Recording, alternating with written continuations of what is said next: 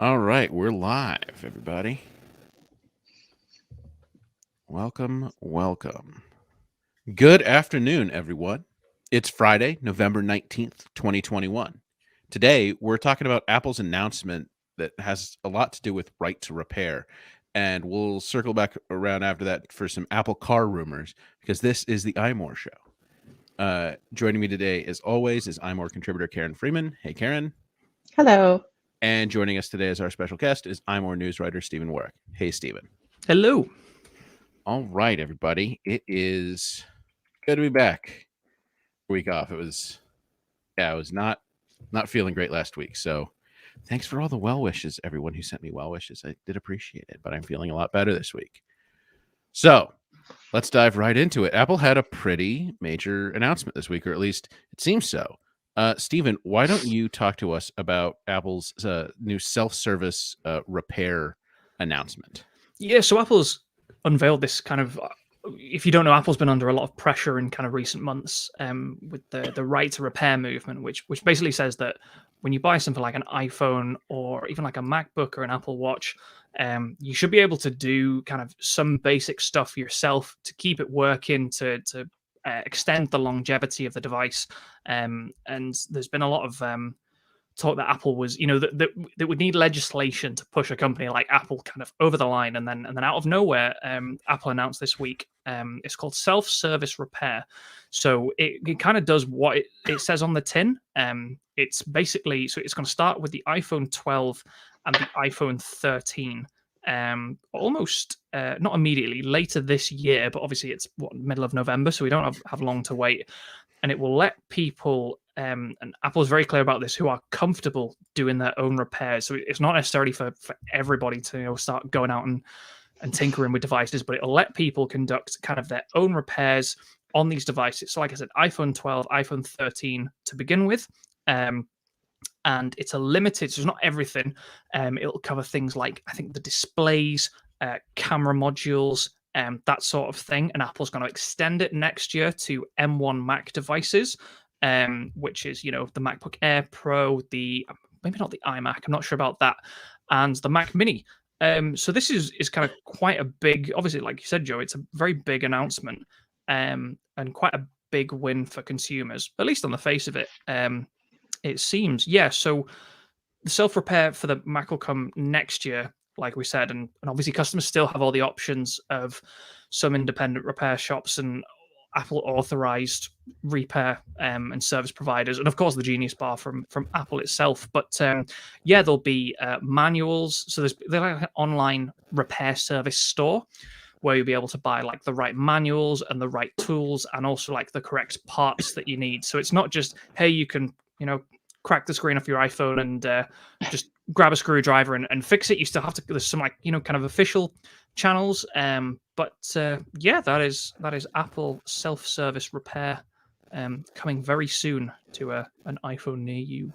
And my understanding is you can read through the detailed repair instructions before you make the decision of whether you want to order the repair kit. Yeah, definitely. That's important because obviously you don't want to break your iPhone screen, buy a new display for however that much costs, buy the tools, and then sit down and think, gosh, this is, way beyond me, and have to go to it like a Genius Bar or something kind of regardless. So yeah, that's a really interesting detail that does kind of make it, I think, a little bit more accessible, which is cool. Yeah. Because I'm one of those people that I would want to see what the instructions were before making that decision, for sure. And also, just to clarify, it'll be the whole iPhone 12 and the whole iPhone 13 lineup, not just the one model of each. Yeah, definitely. Yeah, it'll so be all 8 phones. The Pros, exactly. Yeah, like I said, we don't know exactly. It says Mac computers feature an M1, so we don't know if that'll be all of the M1 computers, because that's obviously quite, repairing a Mac Mini is very different to repairing an iMac. Is very different to repairing a MacBook. So I'll be interested to see how that plays out. But yeah, you're right. All the cameras, all the phones, 12 and 13 lineup, including display, battery, and camera, which are obviously, I guess, kind of the three probably main hot button causes for devices breaking and needing repair. But Apple is going to add more stuff. It didn't say what. I suppose, what else could there be? Because I feel like the screen and battery in particular are things that people are going to want to fix themselves. Yeah, absolutely. The camera sounds sort of tricky. I don't know. That's for experts. It is just the one. I think it is just like one module in kind of one module. It's funny, but this is kind of the crux of the matter. Apple was when Apple positioned the new thing. It said, "Hey, look, this is for customers who are comfortable." And I was talking to Ollie, who contributes at iMore, and he was saying like in reality, like how many customers of Apple's do you think are going to be kind of confident enough to just dive right in and repair? I think it's going to be a pretty small number, but like you, for example, you having worked at the Genius Bar at an Apple store, you are probably comfortable doing that. I'm not handy at all. No, no, you don't think so? I'm too busy and important, Karen, for this. Yeah. Well, that's another whole issue. I wasn't saying you weren't too busy or important. I'm just saying that you might have the confidence and the ability to do that. You know what it is? I've been thinking about buying a gaming PC recently, and obviously when you get a gaming PC, you can self-build or you can get one kind of pre-built. And self-build is like this. It's cheaper. It's a little bit more organic. You're kind of part of the process. But I'm just terrified of like breaking a component and being on the hook for it. So again, for me, that we don't know the sort of the details about warranties and protections and that sort of thing. Because obviously, remember, if you break your iPhone screen, what happens if you mess it up? If you get Who's past on the hook? if you get past the hurdle and say you read the instructions, you're like, I can do this, and then it turns out like you can't do this, and you break the screen in the process, or you kind of like fudge the repair a little bit, and like are you responsible for that? So probably. it could end up even costing more than just going to Apple in the first place. A cynic might say that that's kind of the point because Apple doesn't really want you. But... That's kind of what I think. I think Apple doesn't care how many people really want to do this. If it's only 0.001% of customers that want to attempt it, fine. Yeah, exactly. At least some people are going to stop screaming about the right to repair if Apple offers this. Well, you say that. I made a joke on Twitter that, on Tuesday people would be saying Apple should invest in right to repair to make devices easier for customers to fix. And then on Thursday, people will be saying Apple leverages its monopoly power to make devices easier for customers to repair them. And sure enough, iFixit kind of came out and said like, hey, this is a cool thing. It's a big deal. It's obviously quite a big concession. There's a lot more we'd like. And yeah, of course, right to repair, Apple's interpretation of it involves you buying products, the repair products from Apple. You buy the tools from Apple. You get everything. So it's still... I think there's probably a level to which the way Apple does business, like some people will never kind of be satisfied with the level of implementation because they would want, you can get a screen from anywhere, you can get the tools from iFixit or anywhere, because again, that might be when it comes to the protections and stuff. If you do one of these self repairs and it's like, hey, what screwdriver did you use? And you're like, I used this screwdriver I found in my house or whatever. They're like, well, you should have use the Apple screwdriver. That'll be $400 or whatever. So it's interesting. I think the new phone. Yeah, maybe unit swap. It's and even like iFixit sort of, which I thought was a bit kind of outlandish. iFixit said like, look, with their current repair setup, now previous repair setup, Apple devices had like a lifespan of kind of 5 to 7 years. And they sort of said, like, what's to stop Apple knocking like a year or 4 like off that commitment, by controlling the flow of the parts and so that's pretty cynical. I thought much. So. Yeah, no, definitely. I thought so too. But I mean, Apple's not going to force anyone to fix their own phones. I think it's great that they're offering it as an option. I don't think I'll personally ever try it, but somebody who wants to, great. I think it's interesting given this announcement is kind of coming off the heels of, was it last week or the week before, the sort of drama around the iPhone 13 screen. If it's repaired by a third party, it would break Face ID, like kind of on purpose, was like by design. And then Apple's like, no, it's not going to do that anymore. Yeah, they fixed that literally this week with iOS 15.2. But yeah, it's I think the timing, I think it's like a coincidence. I've seen a lot of, there's been a good few takes kind of flying around that says like Apple has, caved to, very recent legislative pressure and stuff like that. But truthfully, I would assume, Apple always kind of works to like a 5-year in advance timeline, kind of with everything it does. This sort of thing would have taken like years of planning, I think, to implement.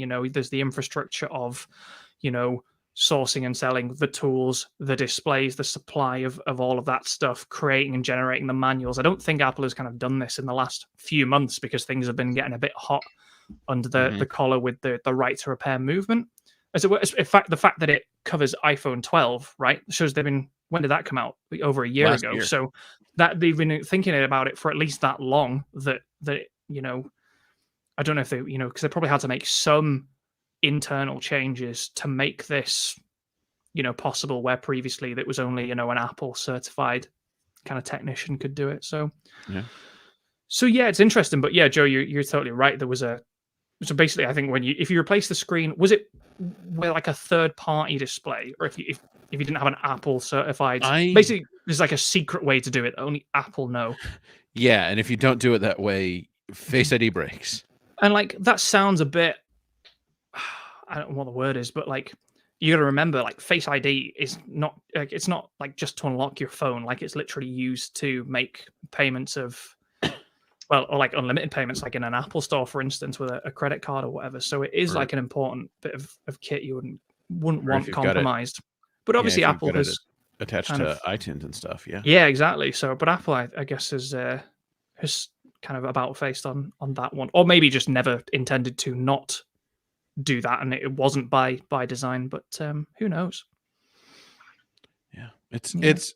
I think it's kind of wild that they're doing this, and that they'll be extending it to the Mac next year. That's I think it's one thing to let people swap out their battery or their cracked iPhone screen, but a Mac, that's like a whole other. Do you know what?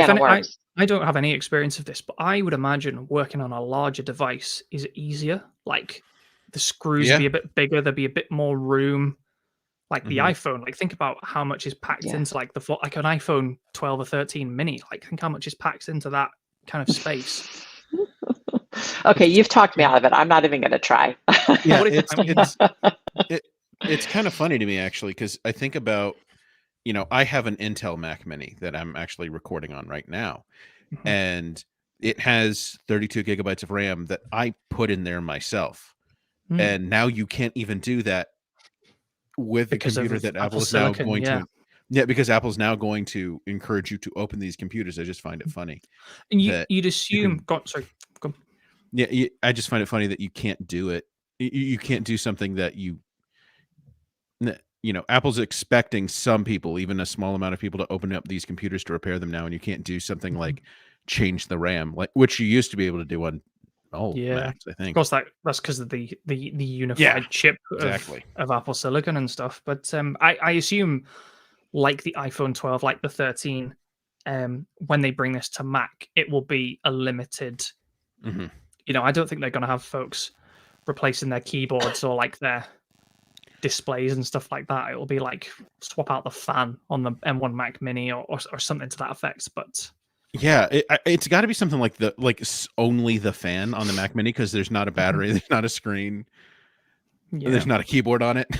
But no, I think the biggest thing for me, like the way it's positioned, and I'm just looking at the language of because in Apple's press release, they said, people who are comfortable will have the option to do this. And iFixit, in their sort of statement of response, they said, we're thrilled to see Apple admit what we've always known: everyone's enough of a genius to fix an iPhone. Like there's already like a huge kind of, contrast there between Apple saying like, hey, if you're comfortable enough, probably no one will want to do this, with like, everyone can fix an iPhone.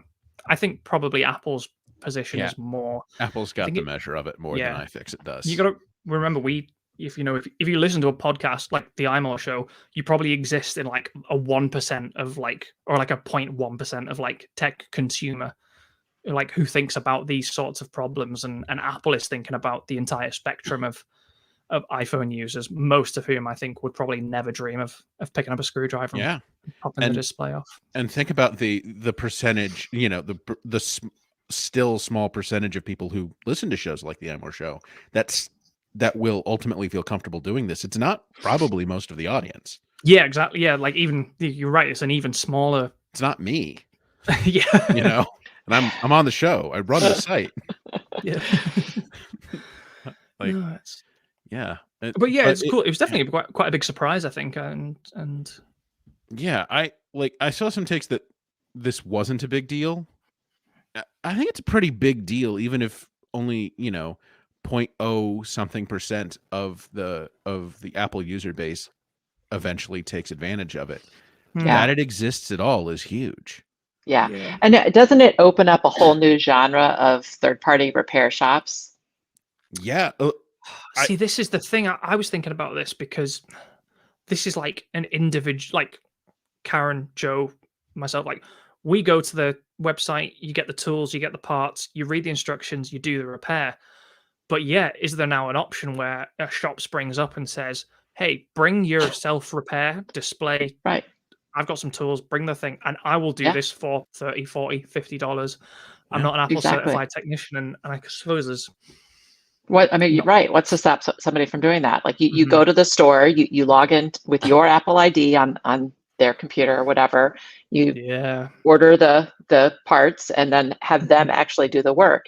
And they would charge presumably somewhere in between nothing that you would do it yourself and, what Apple would charge. So and it's, they split the difference. They're still making some money. And if it went wrong, obviously, I mean, you'd have to lie, but there's no way for Apple to know that Karen did the repair as opposed to Joe at the tech shop that he set up on whatever. On Etsy. It's an Etsy on Etsy. Yeah. Bespoke tech repair. No, that is a really good point that Karen that you make. Is like, I wonder if this will sort of create like it's not like a black market, is it? But like a sub, like kind of circle of repair outlets that are not the authorized repair providers, right? Offer but services using the Apple parts. Yeah. Keller's cash only iPhone repair. Yes, with a K. Keller's cash with a K. But yeah, I mean, repair shops that already exist could offer this as a service. It would cost them nothing to add that service, and presumably they could handle the labor pretty easily. Yeah, and I also think we'll see. I mean, even outside of maybe whatever under the table shenanigans go on, I think we'll see some people, maybe even younger people, get into this line of work more often, that they can, if they're more comfortable experimenting on their phones. Yeah, even just the fact that, like, even if you don't have a problem, like the fact that the instructions on how to open up an iPhone and take the display off will be, readily available online, and you can buy the tools and you just open it up and have a look. And so our friend Stephen Perry in the comments made me giggle. He said, "Out of the back of an unmarked van."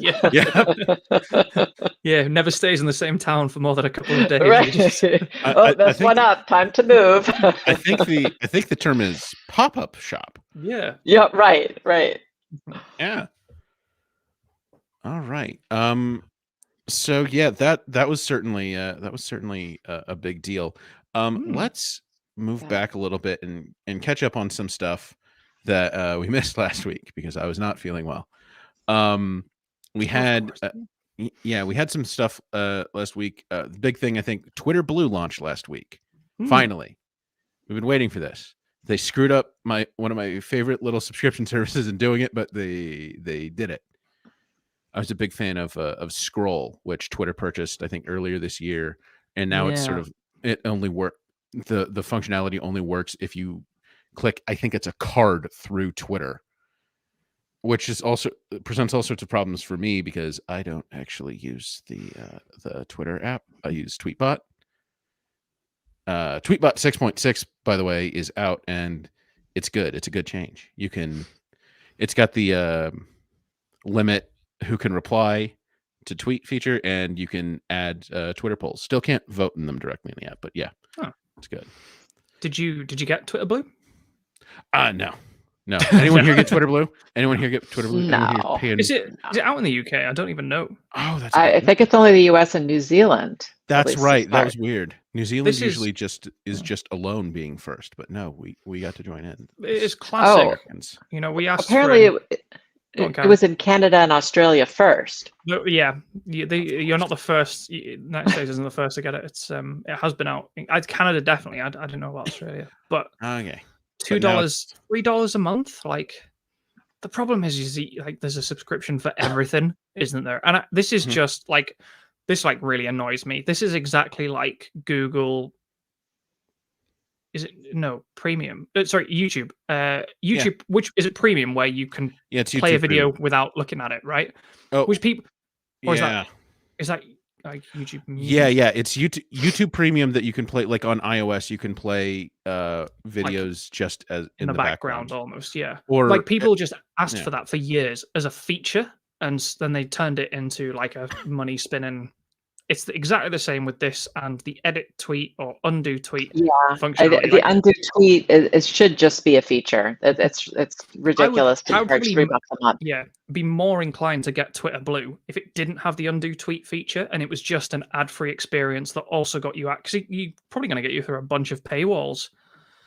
LA Times, Washington Post, The Atlantic, Reuters. Like, I would probably be like more inclined to pay for it more if it didn't have because they put undo tweet in it just out of principle. I'm like, I'm not paying for the typos generate engagement, as Richie once said. So I'm not sure that it gets you past the paywall though. It just says it's ad-free news, but that doesn't ad-free doesn't mean that you get access with partners. To it. So meaning what? You have to partner. So this is what came out of the Scroll acquisition. So the way Scroll worked is sites would sign up as partners with Scroll, and so if once you activated it on your device, it would basically track you with like a little cookie or something. And when you would go to the site, instead of showing you ads, you'd see the little scroll button in the corner, and then Scroll would know how much it would track the amount of time you spent on that site, and it would divvy up your subscription fee, which was like $5 a month, to the various publishers. So like instead of getting the little fraction of ad revenue, they got a little fraction of actual dollars. But if I don't subscribe to the I don't know like the Washington Post I'm trying to think of something you have to buy a subscription for. If I don't subscribe to the Washington Post, being subscribing to Twitter Blue doesn't entitle me to. No, it doesn't. That's actually something in their FAQ. It doesn't. Yeah. So like, what's the point? Like, it's like, what's the point of an ad-free experienced paywall? Like, no, it's nothing to do with the paywall. It's just there are no ads in the articles that you're reading. I guess, it's more for sites. It really is more for sites that are. From my understanding, it works best with sites that are already free that don't have paywalls. It's like the Voxes and Verges of the world. Right.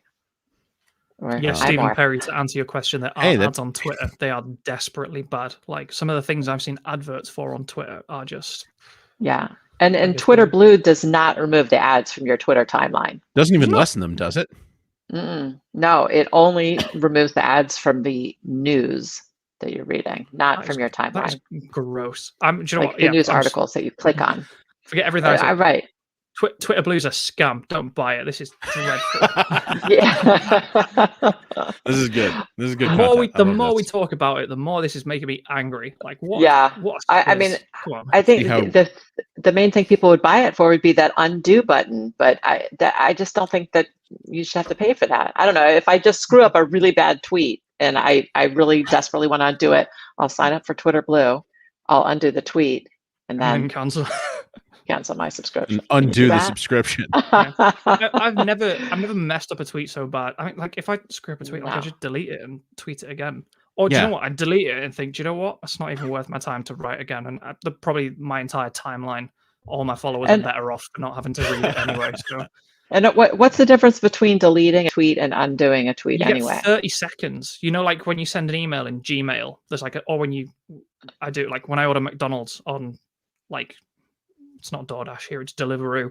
you get like a 30-second to undo it and cancel it. So you've got like a window where the tweet goes before live, it even goes up, and you can. Yeah, I'm guessing it's just like a delayed post, really. Okay, I gotcha. It's actually there's a free version built in where you type your tweet in, and then you read it, and you check to see if it makes sense, and then you click tweet. It saves you $36 a year. Yeah. that is a service. I even use Grammarly on my tweets. Like, yeah. Yeah. You got to really check those out. I never use Twitter for the web. I'm always so I guess I use the built-in iOS or Mac OS spell checker. I used to use TweetDeck back in the day, but that's quite overwhelming because it's like four. Like Twitter's already quite a mess, but I like 4 columns of. See, if I could show you my Mac screen right now, you would see Tweetbot with 4 columns. I like that. I like that sort of display. See, sometimes one is too overwhelming for me, and I have to switch it off. So, yeah, yeah. Sometimes you just have to close Twitter.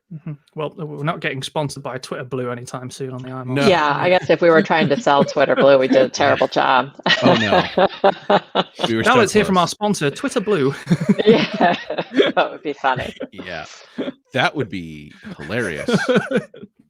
All right, and so we've also got some news on the Apple versus Epic trial. We've got Apple's motion. Apple, what was this? They made a motion to delay the injunction. No, this is the original ruling from the trial, right? They were trying to delay the implementation of the new steering rules. Exactly. Yeah. So Apple went 9 for 10 in the trial.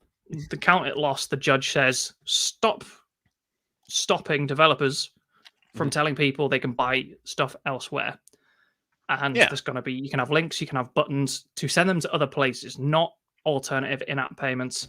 And Apple has complied in part with the injunction because part of it was like communication. So Apple changed its developer guidelines. So now if you give your email to a developer and you consent to give your email and be contacted, the developer can email you. This is particularly pertinent for like Netflix and Spotify to say, hey, Joe, Karen, go to netflix.com and buy a Netflix subscription. Like previously, it couldn't do that. It would just say you can't buy Spotify on an iPhone with no further context because Apple wouldn't allow it. And Apple says, we've complied with this half, but the other half, which is, the links, the payments, Apple's sort of saying that this will, let me find the wording that Apple put. Apple Inc. has been ordered to change its business model in a way that will harm customers, developers, and Apple itself. The injunction should be administratively stayed before it becomes effective on December 9th and remain stayed until the appeals are resolved. Exactly. So Still Apple, not buying it. Still not buying it. If you're keeping up with the trial, Apple asked the original court that ruled to stop this, and that court said no on November 10th or 9th. I can't remember which, but it was this week. Apple is now so Apple and Epic have both appealed the ruling to the 9th Circuit of Appeals, which was sort of the goal anyway. Like, kind of all knew this was going to happen. And they've now asked the Court of Appeal, could we please stop this? Or could we at least delay it until we figure out the appeal? Because I assume what, in part, Apple doesn't want to do is make this change, spend a year, 2 years offering this service to developers and users. And then the Court of Appeals turns around and says, oh, actually, the judge was wrong. Change it back. Right. Like, that would be... So that's one, Apple will say, and it's quite a common thing in the motions to say, hey, look, we're likely to see it on appeal, and this is, it's all going to be turned over anyway, so please don't make us make this change for the sake of it. So that's now sitting with the Court of Appeal, and like I said, Apple is kind of asking this to at least be put on hold until the appeal's done, which is quite a big ask. Like, it could take like years for the appeal process to kind of shake out fully. There's obviously still quite a lot of confusion as well about what it actually means. So there's been some changes in South Korea recently, you might have heard about, and that explicitly allows alternative in-app payments. Now, Apple somehow has said, we already comply with this, even though the law is designed to explicitly change Apple's current business model. Google has put out its own solution, which is you buy something on Google Play and you'll get a button that says Google Play purchase, or there might be like PayPal or something else. But Google will still take commission.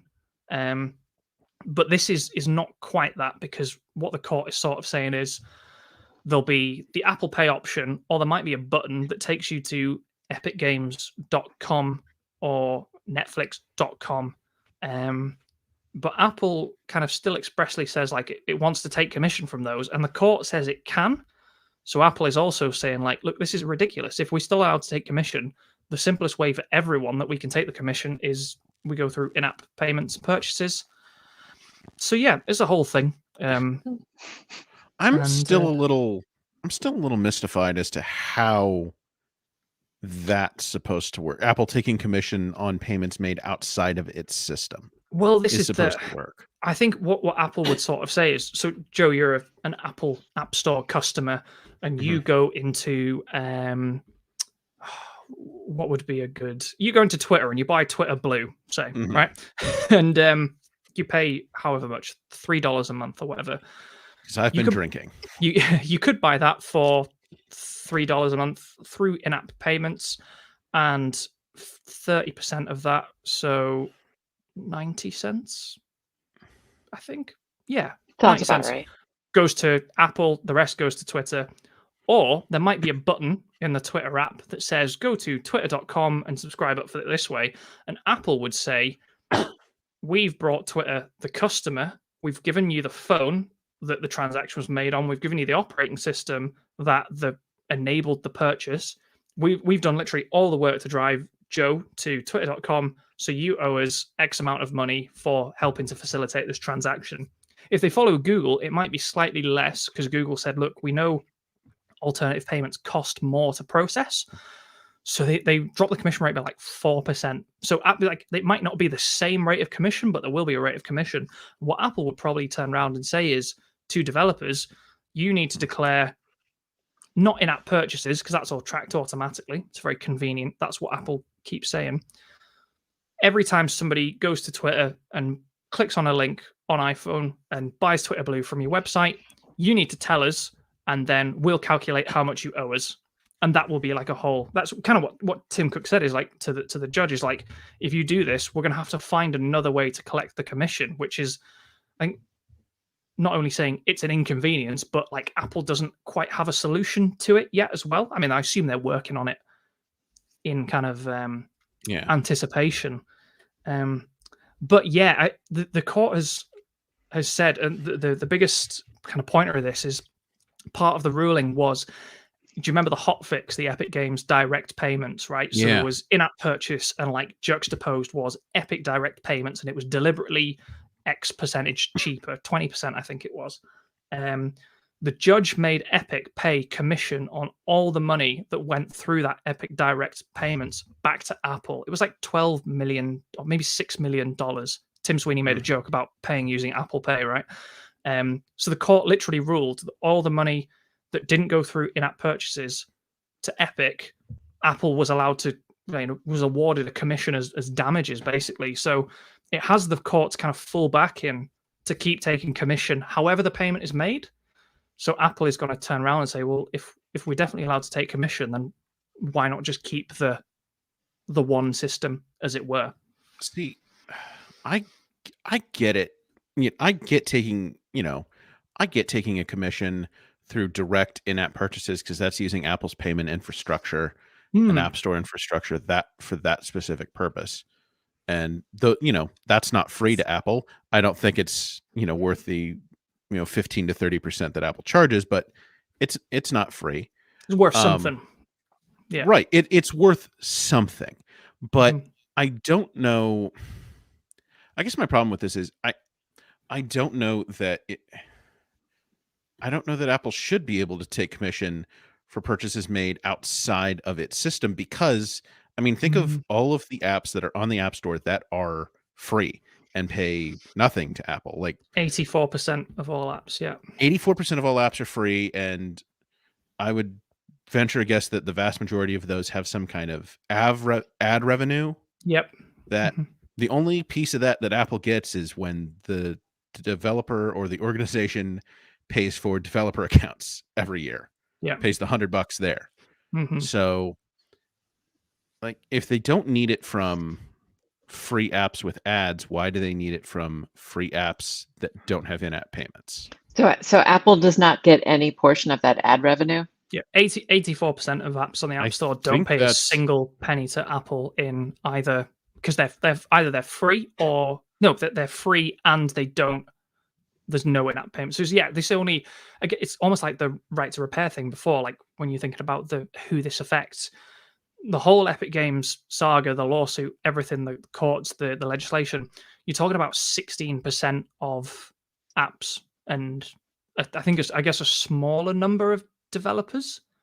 So for like Netflix doesn't pay because Netflix is free and you can't buy anything on Netflix, so that doesn't pay. That's a huge $1 billion company, doesn't pay anything to Apple. Same with Spotify. Yeah, so 84% don't pay anything anyway. Joe's right, and they will be profitable somehow, and they pay $100 a year for the privilege of being Apple developers. But yeah. Craig in the comments has some good insight on this. That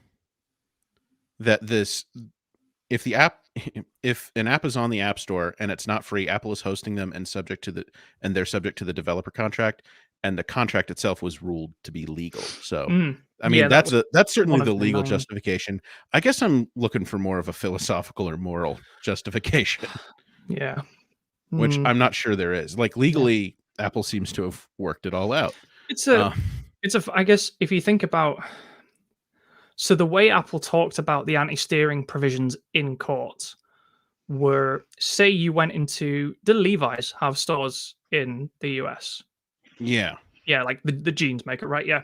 I'm pretty sure that was the example. It might even have been Tim Cook used, which is, say you're a big department store and you also sell Levi's jeans. You go to Levi's and you put a sign up in the shop that says, hey, these are cheaper in Target, come and buy them here. That was how Apple described removing, like if we didn't have anti-steering, this is what it would be, akin to. So I guess what they're then saying is, well, now we can do the steering like that. The Levi's is owed something for hosting the sign that says this is, cheaper in Target, because a customer's gone into Levi's and thought, oh, this is cheaper in Target, and has gone to Target. So it's in the same way that like a publisher or something might generate affiliate revenue by sending someone to Amazon or something like that. So it's difficult. Yeah. I can actually kind of see it from Apple's point of view, given that you have to download every app through the App Store. I think my issue would be if they made the argument, and I think they have also made this argument, that if they were forced to do side loading, which they have very recently argued against as well, but if they were forced to do side loading, they'd have to find a way to get the commission as well. And then you have to have the argument, well, is the iPhone itself the store, or is the App Store the store? Yeah, because I think the iPhone's just a device that I bought, and it's in my pocket. And I'm not sure that a side-loaded developer should have to be required to pay any sort of commission. Problem is that it's the software and iOS and all the APIs and the app kits and stuff like that help facilitate the transactions. And obviously, again, one of the bugbears of some lawmakers and such is that those are inextricably linked to the Apple ecosystem. You can't buy an iPhone without iOS. You can't use iOS without buying an iPhone. And so. Right. Yeah, I think the iPhone is like a store in an analogy sense, obviously, not literal. Yeah.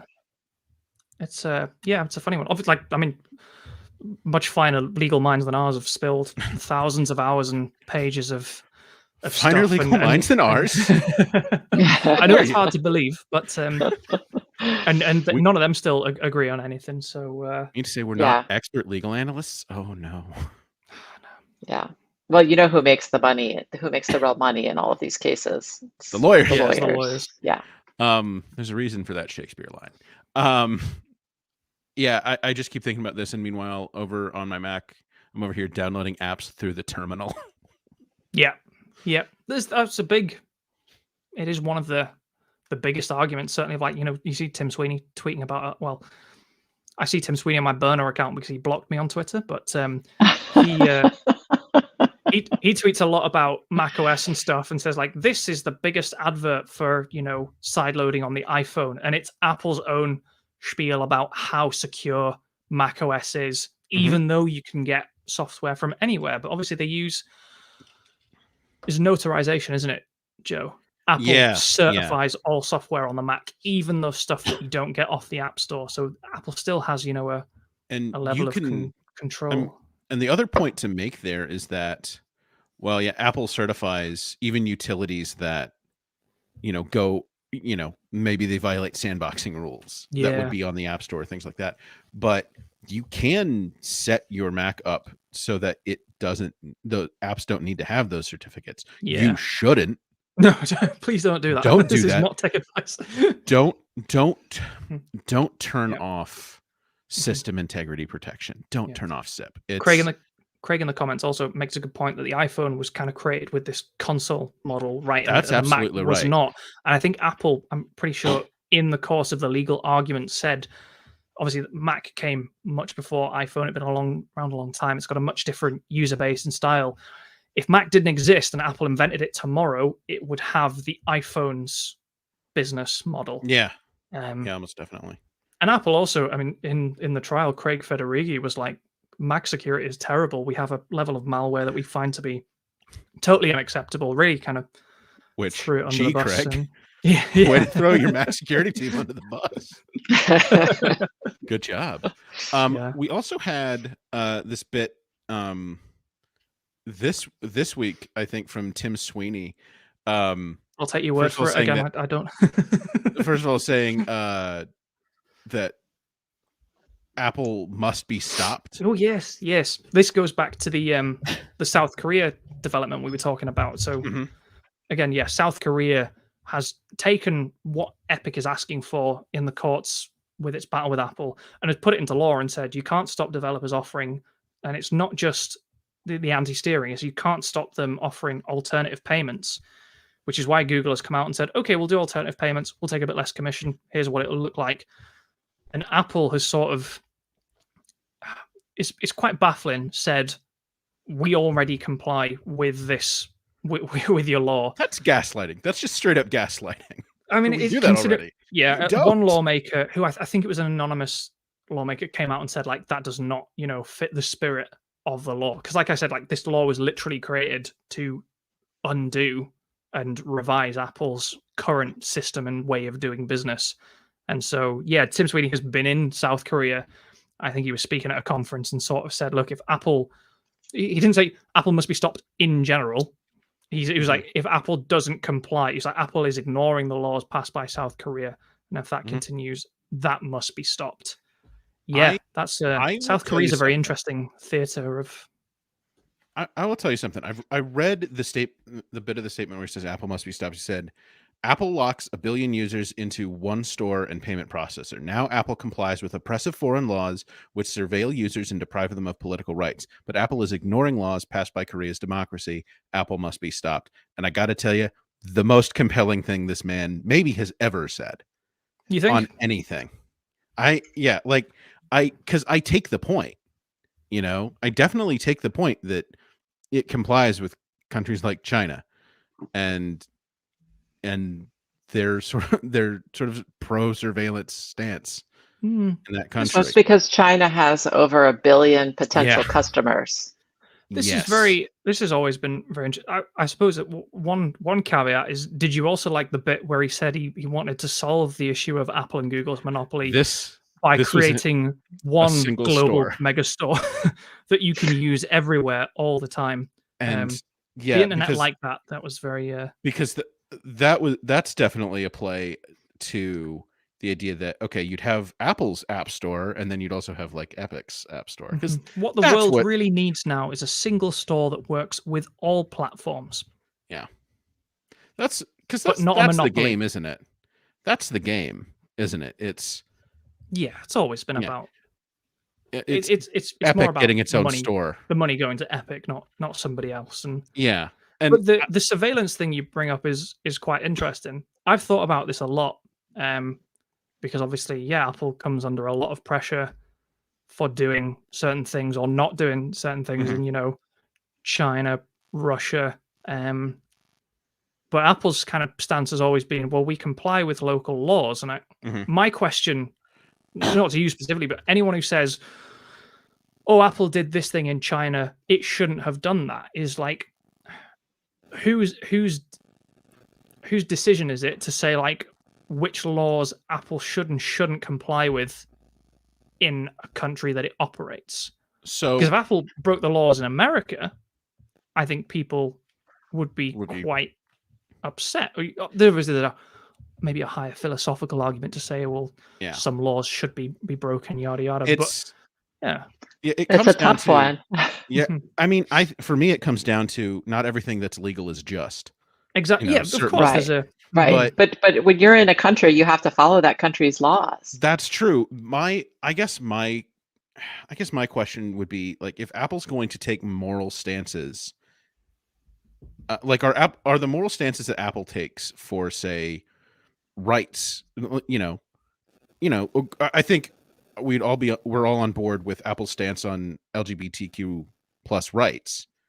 Certainly, and I think they do that most in the United States. But if we're going to support that stance, I just think, if you're going to make moral arguments, do they only apply to certain countries? I think if you're going to make moral arguments about privacy, for instance, I think it's a harder stance for the company as a whole to take when you're talking about states like China or Russia.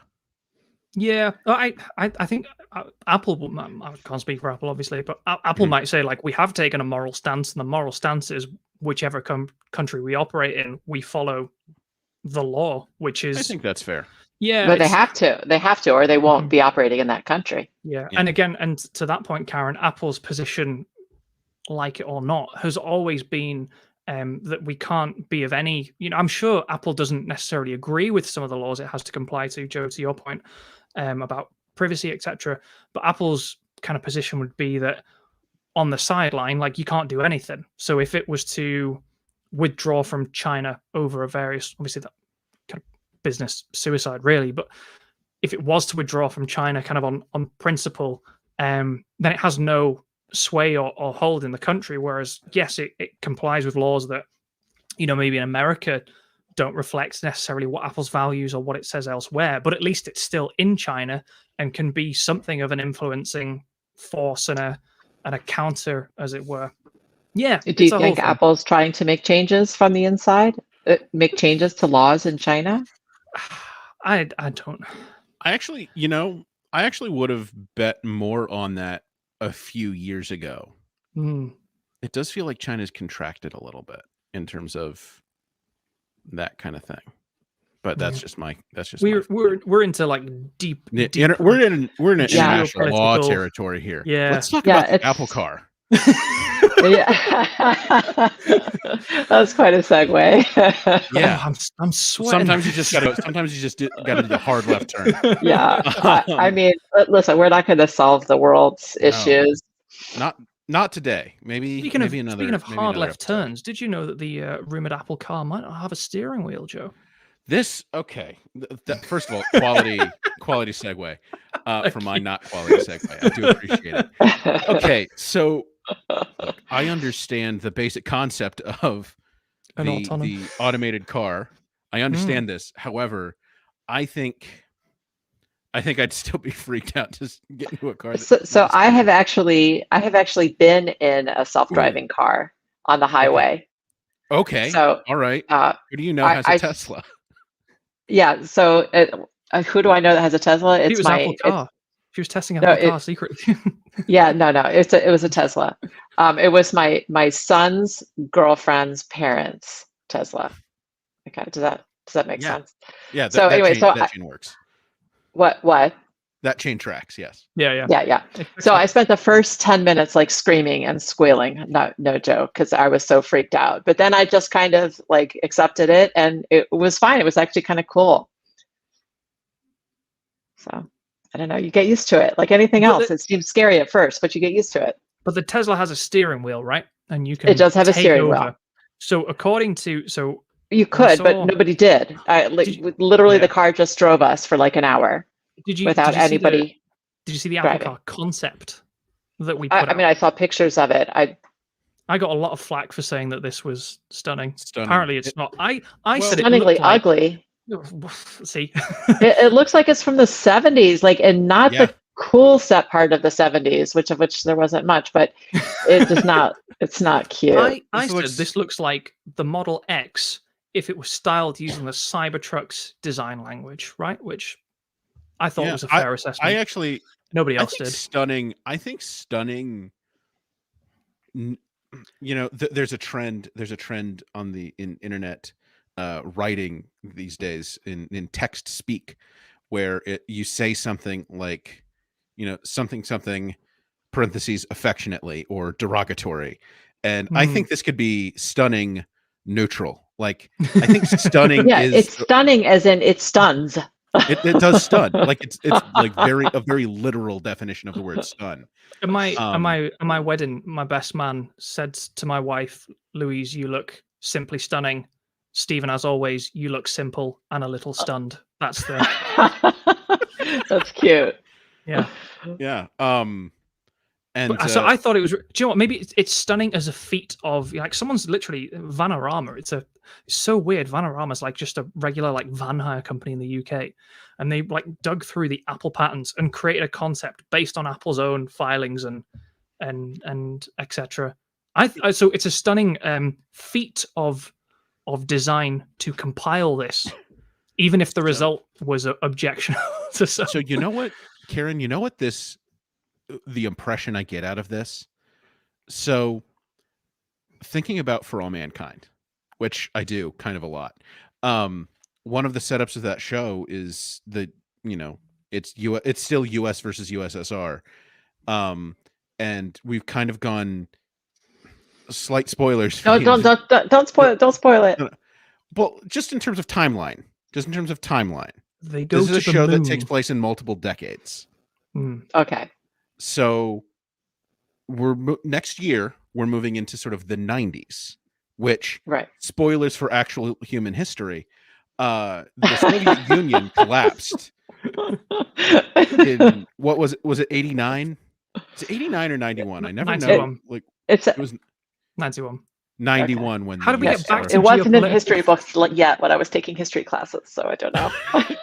Well, when I was taking history classes was after the Soviet Union fell, and we still had maps of the Soviet Union that we had to learn. So oh gosh. And so spoilers for actual history, the Soviet Union stopped. It stopped. And this looks like something like if the Soviet Union is still there in season 3 of For All Mankind, this looks like the kind of futuristic like electric car they might have, on the east side of the wall. Right. Someone in the comments says it looks a lot like the Lotus Esprit from James Bond, The Spy Who Loved Me. Which I can see the influence. I can see it, and it looks like a shorter version of that, almost like a more compact version of that. But I mean, listen, it's just a concept. I don't have any thought that the Apple car would actually look like that. Imagine if this was like spot on. Like, imagine if they had to have like a crisis meeting in Cupertino because this was like. How did they know? You think Apple leaks? You think Apple leaks like actual their actual designs to get? Imagine if you just got really lucky and a small van hire company in the UK somehow nailed like the Apple car design 5 years before its release, or 4 years, I should say, before its release. Yeah, according to the latest Bloomberg reports. That was the other thing that came out about the Apple car this week is it might be as soon as 2025. So Apple car is now led by Kevin Lynch, who's the guy who danced in the Apple Watch Studio Fitness Plus thing the thing he's most famous for. Yes, exactly. Yeah, of course. There's a GIF and everything. But yeah, they're apparently they're pushing for like the car to be self-driving, but like fully self-driving without even like a steering wheel or pedals, which to me sounds really bizarre because I always thought like, yeah, Karen, you were in the Tesla, an autonomous self-driving car, amazing, but like technology isn't infallible, so you might have to take over at some point, or you might want to take over at some point. Right. I think. Well, the Tesla, it can only self-drive on the highway, not on side streets. So it's still a fully functional car. Yeah. The thing I keep thinking about is infrastructure. This is infrastructure week.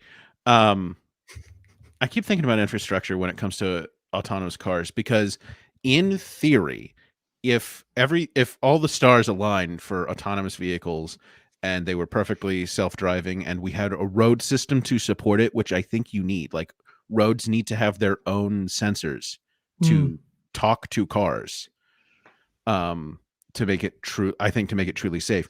If all the stars aligned, a fully autonomous, let's say, national fleet of where everyone's in an autonomous car is theoretically safer than what we have now.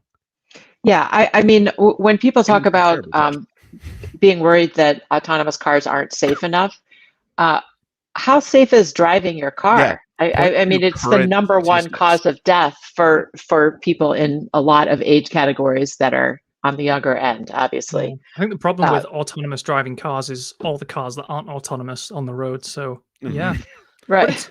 Like, let's get rid of those. I mean, really, autonomous driving cars, if they're designed correctly, they're going to be safer than it's people that are more fallible than autonomous cars. The details of this report are just like amazing. It's like the ideal Apple car would have no steering wheel and pedals, and its interior would be designed around hands-off driving. And Mark Gurman uses the example of the lifestyle vehicle from Canoe, where you sit like facing each other, like in a line, like a limousine almost, rather than like a car where you sit and look out the front window. But if you're not going to have a steering wheel or pedals, you best just not look out the front window. If you're not going to have a steering wheel or pedals, you might not as well have windows. Yeah. Best just not to look. Just a capsule. I saw an interesting take this week, kind of going back to, the idea of like a fleet of autonomous vehicles, is that there is a chance like that you might not be able to like buy an Apple car, that it would be like a device that you rent, like Uber.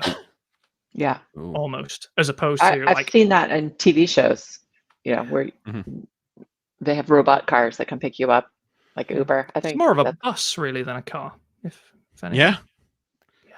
Well, but for individual people. But there would be buses too. I mean, an Apple bus. I can envision there's all kinds of variations of this I can envision, and pretty much anything would be an improvement over what we have now. Maybe as Craig says in the comments, it doesn't have a steering wheel because you like steer using so have like an iPad console, right? So you steer like using multi-touch. It's like in it's like in Star Trek how they drive the ships. No one uses, except for one movie, nobody uses joysticks. Yeah, you take over and it just brings up Real Racing 3 on the iPad, and then you Forza Horizon brings up Forza Horizon. You're stuck at the lights because you're trying to pair your car to an Xbox controller or something. It's Oh my gosh. Or the Bluetooth connection fritzes out. Oh no. What if it's? Have you ever played the Burnout games, Stephen? Oh yeah, Burnout Paradise. The Burnout Crash ones where you try to cause the most destruction possible. Yeah. Oh no. There are lots of ways this could go wrong. I am looking forward to seeing what Apple comes up with. I kind of hope Tesla's very slow to release new models. They had the Model S for the longest time, and it's years between the introduction of new models. And I would like Apple to come out with just even a 3 option lineup for cars. Apple Car Mini, Pro, Max. Max is just a licensed design of the VW van. Yeah. Yeah. You want to talk about a car from the 70s. Mm-hmm. The more I think about it, the more it makes sense that the Apple Car would be like a service that you go and rent and you get into, and it takes you from one place to the other. Like the idea of buying because that's the other thing as well, is like we've heard the Apple car might be more expensive than like any Tesla. So yeah, what I don't know what price bracket exactly that puts it into, but I'm guessing like $70,000, $80,000, $90,000. Like, yeah, Teslas are generally in that absurd money, price isn't range. it? Really? Yeah. So It's crazy. Or they just go full Aston Martin. 200,000. Yeah, they could. I would not put it past Apple to come out with a $200,000 car. Yeah. All right, everybody. We've come down to the end of our hour. what a show. Yeah. Quick programming. show. Yeah. Quick programming note for the next couple of weeks. We're going to be off for the next couple of weeks because next week is Black Friday and we're all going to be working. We can do a show on Black Friday. While we work, we can. We can't. It'll just be a feed of us talking deals. Just like, $100 off AirPods Max. Get it now. This we speak out the links. Do you guys have like bid up TV in the US where like people just stand on the TV and like sell things? Oh yeah. The shopping network, QVC. Yeah. QVC. We just do that. Yeah. So we're off next week. Yes. And then we're also off the week after that because I am taking that day off because, as previously mentioned, next week it'll be Black Friday and we'll be working all weekend. I will be tired. Will I be able to, even get vertical? Who's to say? But until then, big thanks to everyone who showed up and commented along with us this week and watched live. Always great to see you folks. Lots of insightful comments this week. Thanks to everyone who's going to listen later in their podcatcher of choice or watch us on YouTube. Big shout out to Jim Metzendorf, our editor extraordinaire, who always makes us sound so lovely. Thanks to Stephen for being on this week. My pleasure. Thank you for having me. And until next time, this has been the iMore Show. Bye, everybody. Good boy. Bye.